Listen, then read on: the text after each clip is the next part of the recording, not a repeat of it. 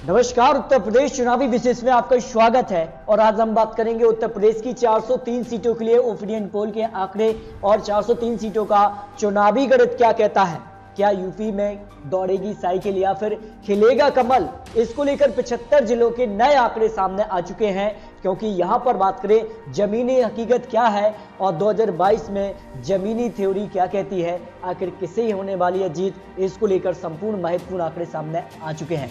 जहां दोस्तों उत्तर प्रदेश में महत्वपूर्ण है कि यूपी में क्या दौड़ेगी साइकिल या फिर खिलेगा कमल। क्योंकि जिस कार से यहाँ पर जो है साइकिल यानी उत्तर प्रदेश के अखिलेश यादव जो है साइकिल का संतुलन बनाने के लिए जो लगातार प्रयास कर रहे हैं, तो बीजेपी फिर से कमल खिलाने के लिए बड़े बड़े दिग्गज चुनावी मैदान में उतर गए। तो इसके लिए यूपी का चुनावी हिसाब किताब क्या कहता है, आखिर 403 सीटों के जो चुनावी आंकड़े हैं उस पर किसका दावा कितना सटीक बहता है, इसके संपूर्ण आंकड़े आपको दिखाने वाले हैं। यूं तो बात करें उत्तर प्रदेश चुनाव 2017 में एक तरफा भारतीय जनता पार्टी ने जीत हासिल की थी और उत्तर प्रदेश के कई जो जिले थे उन पर एक तरफा यहाँ पर बीजेपी ने जीत हासिल की थी। एक तरफा भगवा रंग पूरे उत्तर प्रदेश में देखने को मिला था। यहाँ पर बात समाजवादी पार्टी और बहुजन समाजवादी पार्टी ज्यादा कुछ यहाँ पर दिखा नहीं पाए थे, बीजेपी के सामने कहीं ना कहीं पस्त नजर आए थे। तो 2022 में क्या कुछ आंकड़ा बन सकता है। 2017 में जहां 7 चरणों में चुनाव हुए थे, लेकिन ये माना जा रहा है कि इसी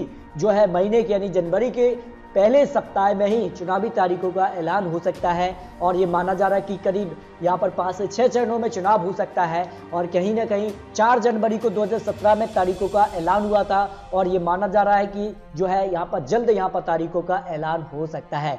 उत्तर प्रदेश के अगर रीजन आंकड़े आपको दिखाएं 2017 के, तो काफी हलचल देखने को मिली थी और जहां भारतीय जनता पार्टी ने एक तरफा यहाँ पर 312 सीटें यहाँ पर जीत हासिल की थी। तो उनके अगर बात करें तो 265 सीटें प्लस हुई थी, जबकि 177 सीटें समाजवादी पार्टी की कम हुई थी। यहाँ पर क्या कुछ आंकड़ा अब बन सकता है, तो उत्तर प्रदेश के लिए लगातार बड़े बड़े दिग्गज नेता चुनावी मैदान में बीजेपी की तरफ से उतर गए हैं और 300 प्लस का टारगेट वो लेकर चल रहे हैं। तो क्या उत्तर प्रदेश में बीजेपी को डर है 2022 में कुछ नया हो सकता है, इसको लेकर सभी दिग्गज नेता चुनावी मैदान में उतर गए हैं और टारगेट 300 प्लस का लेकर वो चल रहे हैं। प्रधानमंत्री मोदी जी की एक महीने के अंदर करीब 10 से 12 रैलियां उत्तर प्रदेश में हो चुकी हैं। कई बड़े दिग्गज जो है यहाँ पर चुनावी मैदान में हैं और बड़ी बड़ी घोषणाएं प्रधानमंत्री मोदी जी भी कर चुके हैं और शिलान्यास भी कर चुके हैं। इसके अलावा जयपुर एयरपोर्ट हो या पूर्वांचल एक्सप्रेस वे हो, गंगा एक्सप्रेस वे हो, इस तरह से बीजेपी जो है उत्तर प्रदेश में कहीं ना कहीं जो है यहाँ पर उद्घाटन पर उद्घाटन और रैलियों पर रैलियां कर रही है। तो उत्तर प्रदेश में अपने अपने दावे हर एक पार्टी रख रही है। तो अखिलेश यादव भी पीछे नहीं, अखिलेश यादव भी कहीं ना कहीं उत्तर प्रदेश के लिए ये मान रहे हैं कि उत्तर प्रदेश में 2022 में उनकी वापसी होने वाली है और वो 400 सीटों का टारगेट लेकर चल रहे हैं। तो प्रियंका गांधी, बहुजन समाजवादी पार्टी, सभी पार्टियां अपने अपना पूरा दम दिखा रही हैं, लेकिन किसके दावे में कितना दम है इसके आंकड़े आपको दिखा रहे हैं। क्योंकि यूपी में बड़े बड़े दावे हो रहे हैं, लेकिन जमीनी हकीकत इन दावों की क्या है इसके आंकड़े आपको दिखाते हैं। आखिर योगी और मोदी उत्तर प्रदेश में क्यों इतना यहाँ पर कह सकते हैं कि लगातार रैलियों पर रैलियां कर रहे हैं, इसके पीछे के कारण आपको दिखाते हैं। पार्टी जनता दल सीएम मुलायम सिंह बने, लेकिन उत्तर प्रदेश का इतिहास है कि यहाँ से कहीं ना कहीं हर 5 साल में सत्ता परिवर्तन देखने को मिल रही है और ये बहुत बड़ा कारण है कि प्रधानमंत्री मोदी जी हो या फिर जो यहाँ पर कह सकते हैं बीजेपी की एक बड़ी टीम है उत्तर प्रदेश में चुनावी मैदान में उतर गई है। डर है कहीं ना कहीं 2022 में अगर बाइसिकल की वापसी हो जाती है तो फिर 2024 के जो रास्ते हैं वो कहीं ना कहीं बंद होने की यहाँ पर नौबत आ सकती है। इसके आंकड़े आपको देखते हैं 1991 में जहां भारतीय जनता पार्टी ने अपनी सरकार में वापसी की और कल्याण सिंह यहाँ से मुख्यमंत्री बने, यानी सत्ता परिवर्तन यहाँ पर देखने को मिला और फिर एक बार फिर से पलटी मारी, लेकिन पार्टी बदल गई। समाजवादी पार्टी से मुलायम सिंह यहाँ के मुख्यमंत्री बने 1993 में, फिर बदलाव देखने को मिला 1997 में और पार्टी बदल गई। बीएसपी ने यहाँ पर जीत हासिल की, मायावती जी यहाँ पर मुख्यमंत्री बन गई। लगातार यहाँ पर परिवर्तन देखने को मिला। इसके बाद फिर एक बार परिवर्तन देखने को मिला और मुलायम सिंह 3 बार यहाँ के मुख्यमंत्री बन गए और 2002 में कहीं ना कहीं समाजवादी पार्टी की जीत हुई। तो 2007 में फिर परिवर्तन देखने को मिला। बीएसपी ने 2007 में फिर एक बार मुख्यमंत्री बने, यानी सत्ता परिवर्तन यहाँ पर फिर देखने को मिला और एक बार फिर से 2012 में समाजवादी पार्टी की जीत हुई, लेकिन अब अखिलेश यादव यहां पर मुख्यमंत्री बन गए और यहां पर 2017 में फिर बदलाव देखने को मिला और बीजेपी ने यहां पर जीत हासिल की और सीएम योगी आदित्यनाथ यहां से मुख्यमंत्री बने और 5 साल का कार्यकाल उन्होंने पूरा किया। जबकि अखिलेश यादव ऐसे मुख्यमंत्री हैं जिन्होंने 5 साल का कार्यकाल उत्तर प्रदेश में पूरा किया है। यानी योगी आदित्यनाथ और अखिलेश यादव दो ऐसे मुख्यमंत्री हैं जिन्होंने 5 साल का पूरा कार्यकाल किया। 22 में अगर योगी आदित्यनाथ फिर से मुख्यमंत्री बनते हैं तो वो कहीं ना कहीं जो परिवर्तन देखने को मिल रहा था उससे विराम लगने की संभावना लगाई जा रही है। लेकिन यहाँ के चुनावी आंकड़े क्या कहते हैं? आखिर यूपी में जो बड़े बड़े दावे हो रहे हैं उसका हकीकत यहाँ पर जो आंकड़ा है वो किसके पक्ष में क्या दिखाई दे रहा है? लेकिन क्या कुछ आंकड़ा बन सकता है? लोकसभा चुनाव के बाद बीजेपी का प्रदर्शन कैसा रहा है? जो विधानसभा चुनाव हुए हैं उसके बाद कहीं ना कहीं बीजेपी की चिंताएं बढ़ती नजर आ रही हैं। महाराष्ट्र हो या फिर अन्य जो राज्य रहे हैं उसके संपूर्ण आंकड़े आपको दिखाने वाले हैं। देखिए यहाँ पर बात करें तो 2002 की भी अगर आपको आंकड़ों पर गौर कराएं तो 403 सीटों के लिए 2002 में बीजेपी को केवल 88 सीटें मिली और एसपी के लिए यहाँ पर 143 सीटें, बीएसपी को 98 सीटें, कांग्रेस को 25 सीटें यहाँ पर 2002 में मिली। जबकि 2007 के क्या आंकड़े रहे थे? 2007 में बीजेपी को 51 सीटें और समाजवादी पार्टी को यहाँ पर 97 सीटें और मायावती जी की पार्टी के लिए एक 206 सीटों पर जीत मिली और उन्होंने अपनी सरकार बनाई। जबकि 2012 में बीजेपी को केवल 47 सीटें 15% वोट शेयर के साथ और समाजवादी पार्टी को 224 सीटें, बीएसपी को 80, कांग्रेस को 28 सीटों पर जीत मिली।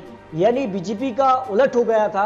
समाजवादी पार्टी 2017 में 47 पर पहुंच गई, लेकिन बीजेपी 2012 में 47 सीटें थी, लेकिन 2017 में बीजेपी 312 पर पहुंच गई और समाजवादी पार्टी 47 पर आ गई।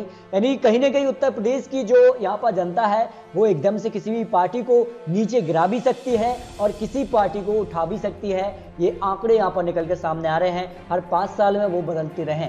लेकिन आपको 2014 लोकसभा के बाद बीजेपी के लिए जो विधानसभा चुनाव हुए हैं उसमें किस प्रकार का यहाँ पर बीजेपी को यहाँ पर वोट शेयर मिला था, किस प्रकार से यहाँ पर बीजेपी के लिए यहाँ पर विधानसभा चुनावों में गिरावट देखने को मिली है। देखिए असम की अगर बात करें तो 2014 लोकसभा में जहाँ 36% वोट शेयर और विधानसभा चुनाव में ये करीब 29% वोट शेयर पर पहुंच गया 2016 के दौरान जो चुनाव हुए थे। जबकि गुजरात में भी ये आंकड़ा यहाँ पर करीब 11% वोट शेयर की गिरावट देखने को मिली थी। हिमाचल प्रदेश में यहाँ पर 53 से घटकर 48 तक पहुंच गई, 5% वोट शेयर का नुकसान हुआ बीजेपी को। कर्नाटक में भी 43% से घटकर करीब 7% का नुकसान हुआ। मध्य प्रदेश में यहाँ पर बात करें 2018 में लोकसभा में 54%, लेकिन जब विधानसभा चुनाव हुए तो 41% वोट शेयर के साथ बीजेपी ने अपनी सत्ता गंवा दी। हालांकि बाद में यहाँ पर ज्योतिरादित्य सिंधिया समेत अन्य जो बड़े नेता थे कांग्रेस के वो बीजेपी ज्वाइन करने के बाद कहीं ना कहीं यहाँ पर मध्य प्रदेश में बीजेपी ने सरकार तो बना ली, लेकिन जो 13% का वोट शेयर की गिरावट देखने को मिली थी उसका क्या होने वाला है? क्योंकि आने वाले वक्त में मध्य प्रदेश में भी विधानसभा चुनाव होने हैं तो विधानसभा चुनाव को लेकर भी आपको महत्वपूर्ण आंकड़े देने वाले हैं। जबकि राजस्थान में भी यहाँ पर जो है 55% वोट शेयर लोकसभा में, लेकिन 38% वोट शेयर 2018 विधानसभा चुनाव में और बीजेपी को 16% वोट शेयर का नुकसान हुआ था और बीजेपी ने राजस्थान में अपनी सत्ता गंवा दी थी। तो अब क्या होने वाला है? क्योंकि 2019 के बाद भी जो विधानसभा चुनाव कई राज्यों पर हुए हैं उसके प्रदर्शन के आंकड़े भी आपको दिखाते हैं। देखिए महाराष्ट्र में जो है बीजेपी को 2019 लोकसभा में 51% वोट शेयर और विधानसभा चुनाव में करीब यहाँ पर 42% वोट शेयर, करीब 9% की गिरावट देखने को मिली और ये कारण था कि बीजेपी सबसे बड़ी पार्टी महाराष्ट्र में जरूर बनी, लेकिन अब महाराष्ट्र में वो सत्ता में नहीं है। जबकि कांग्रेस, शिवसेना और एनसीपी यहाँ पर सरकार में है नहीं। महाराष्ट्र में बीजेपी को बड़ा झटका लगा था। हरियाणा की अगर बात करें तो 2019 में 98% वोट शेयर, लेकिन विधानसभा चुनाव में ये कहीं 37% वोट शेयर यानी करीब 21% वोट शेयर की सीधे तौर पर गिरावट देखने को मिली। और हरियाणा में दुष्यंत चौटाला के साथ है यहाँ पर सरकार में जरूर है बीजेपी, लेकिन कहीं ना कहीं बीजेपी को बड़ा झटका था। जबकि झारखंड में 55% वोट शेयर 2019 लोकसभा में और 33% वोट शेयर 2019 में जो विधानसभा चुनाव हुई थे, यानी 22% की वोट शेयर की गिरावट के साथ झारखंड में बीजेपी ने अपनी सत्ता गंवा दी थी। जबकि यहाँ पर दिल्ली में 97% वोट शेयर 2019 में और 40% वोट शेयर 2020 चुनाव था, विधानसभा चुनाव का दिल्ली के लिए, उसमें 17% वोट शेयर की गिरावट देखने को मिली थी। और दिल्ली के अंदर बीजेपी ने सरकार बनाने के आंकड़े से काफी पीछे नजर आई थी। दिल्ली में अरविंद केजरीवाल ने एक बड़ी जीत हासिल की थी, जबकि बिहार में भी ज्यादा समय नहीं हुआ चुनाव के लिए और 49% वोट शेयर के साथ 38 और पहुंच गई विधानसभा चुनाव में और 11% गिरावट देखने को मिली। बिहार में भले ही बीजेपी ने अपनी सरकार बना ली, यहाँ पर नीतीश कुमार के साथ गठबंधन में है, लेकिन यहाँ पर भी बीजेपी को वोट शेयर में गिरावट देखने को मिली थी। यानी औसतन आंकड़ा देखें तो करीब जो निकल कर आ रहा है, बीजेपी को हर एक राज्य में बड़ा नुकसान हुआ है। और अभी हाल ही में जो कहीं ना कहीं चुनाव हुए हैं, जो उपचुनाव के परिणाम थे, उसमें भी बीजेपी को बड़ा झटका रहा है। कई विधानसभा चुनाव और लोकसभा की 3 सीटों में से 2 सीटों पर बीजेपी को हार का भी सामना करना पड़ा है। तो ऐसे में अब आने वाले वक्त में जो उत्तर प्रदेश में विधानसभा चुनाव होने हैं, इसके अलावा 5 राज्यों के लिए विधानसभा चुनाव के लिए तारीखों का ऐलान हो सकता है, लेकिन 5 राज्यों को लेकर सबसे ज्यादा फोकस अगर बीजेपी कर रही है तो वो है उत्तर प्रदेश। उत्तर प्रदेश के लिए क्या कुछ आंकड़े हैं? 2017 में पश्चिमी यूपी की 136 सीटों में से बीजेपी को 117 सीटों पर जीत मिली थी, वोट शेयर था 35%। जबकि यहां पर बात करें, यहां पर 2017 के लिए यहां पर पश्चिमी यूपी के लिए समाजवादी पार्टी को 17 सीटें, बीएसपी को 14 सीटें, कांग्रेस को 2 सीटों पर जीत मिली। जबकि यहां पर बात करें पूर्वी यूपी के लिए जो है 167 सीटों में से बीजेपी को 117 सीटों पर जीत मिली, समाजवादी पार्टी को 17 सीटें, बीएसपी को 14 और कांग्रेस के खाते में पूर्वी यूपी की 2 सीटों पर ही जीत मिली 2017 के दौरान। जबकि सेंट्रल यूपी के लिए 81 सीटें आ जाती हैं। ऐसे में बीजेपी को यहां पर 67 सीटों पर जीत मिली, समाजवादी पार्टी को 9 सीटें, बीएसपी को 2 सीटें, कांग्रेस के खाते में 3 सीटों पर ही जीत मिली। जबकि यहां पर बात करें बुंदेलखंड की सभी 19 सीटों पर बीजेपी को जीत मिली थी। लेकिन अब इन 4 या 5 रीजन के जो आंकड़े हैं, उसके बाद उत्तर प्रदेश के लिए क्या कुछ माहौल बनता नजर आ रहा है? उत्तर प्रदेश की सभी 403 सीटों के लिए जो महा ओपिनियन पोल के आंकड़े हैं, इसमें अगर बात की जाए तो सी वोटर के हिसाब से बीजेपी को 223 से 235 विधानसभा सीटें, जबकि समाजवादी पार्टी को 145 से 157 सीटें, बीएसपी को 8 से 16, कांग्रेस को 3 से 7 सीटें, अन्य की बात की जाए तो 4 से 8 सीट अन्य के पक्ष में भी जाने का अनुमान लगाया जा रहा है। यानी काफी कुछ अब आंकड़े बदलने वाले हैं, क्योंकि कुछ बड़े दिग्गज नेता बीजेपी से समाजवादी पार्टी ज्वाइन कर गए हैं। ऐसे में इन आंकड़ों में बड़ा बदलाव देखने को मिलने वाला है। जबकि पोलस्टार न्यूज से यहां पर 235 से 245 सीटें बीजेपी को, समाजवादी पार्टी को 120 से 130 विधानसभा सीटें, बीएसपी को 13 से 16 सीट, कांग्रेस को 4 से 5 सीट, अन्य की बात की जाए तो 3 से 4 सीट अन्य के पक्ष में भी जाने का अनुमान है। जबकि डीबी लाइव के हिसाब से 144 सीट से 152 सीट बीजेपी को, समाजवादी पार्टी को 203 से लेकर 211 सीटें, बीएसपी को 12 से 20 सीट, कांग्रेस को 19 से 27, अन्य की बात की जाए तो 5 से 13 सीट अन्य के पक्ष में जाने का अनुमान है। जबकि टाइम्स नाउ के हिसाब से 240 सीटें बीजेपी के लिए, समाजवादी पार्टी को 143 सीटें, 10 सीटें बीएसपी, कांग्रेस को यहां पर 8 सीट, अन्य की बात की जाए तो 2 विधानसभा सीटें अन्य के पक्ष में भी जाने का अनुमान है। यानी सारे जो बड़े एजेंसियां हैं उनके एवरेज आंकड़ों पर गौर किया जाए तो महा ओपिनियन पोल के हिसाब से बीजेपी को 210 से 218 सीटें, यानी बहुमत से ज्यादा आगे बीजेपी दिखाई नहीं दे रही है, लेकिन सरकार बनाने के आंकड़े तक पहुंच रही है।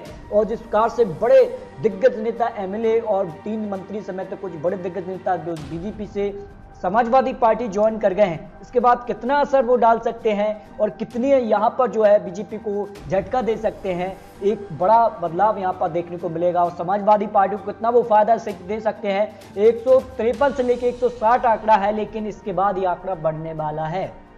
जबकि बीएसपी को 11 से 15 सीट, कांग्रेस को 9 से 12, अन्य की बात की जाए तो 3 से 7 विधानसभा सीटें अन्य के पक्ष में भी जाने का अनुमान यहां पर लगाया गया। यानी उत्तर प्रदेश चुनाव के लिए 5 एजेंसियों के हिसाब से बड़ा उलटफेर होता नजर आ रहा है। लेकिन आपको क्या लगता है, क्योंकि आने वाले वक्त में और भी कुछ हलचल देखने को मिलेगी, क्या उत्तर प्रदेश में योगी आदित्यनाथ सरकार बरकरार रह पाएगी, या फिर जिस कार से यहाँ पर अखिलेश यादव दावा कर रहे हैं कि इस बार 2022 में उनकी बनेगी सरकार, ये काफी महत्वपूर्ण हो जाता है। तो इस पर अपनी राय कमेंट बॉक्स में जरूर रखिए। आखिर उत्तर प्रदेश चुनाव 2022 में किसकी बनेगी सरकार, इस पर अपनी राय, अपनी प्रतिक्रिया काफी महत्वपूर्ण हो जाती है। तो मिलते दोस्तों और सटीक महत्वपूर्ण विश्लेषण के साथ, तब तक के लिए जय हिंद, जय भारत।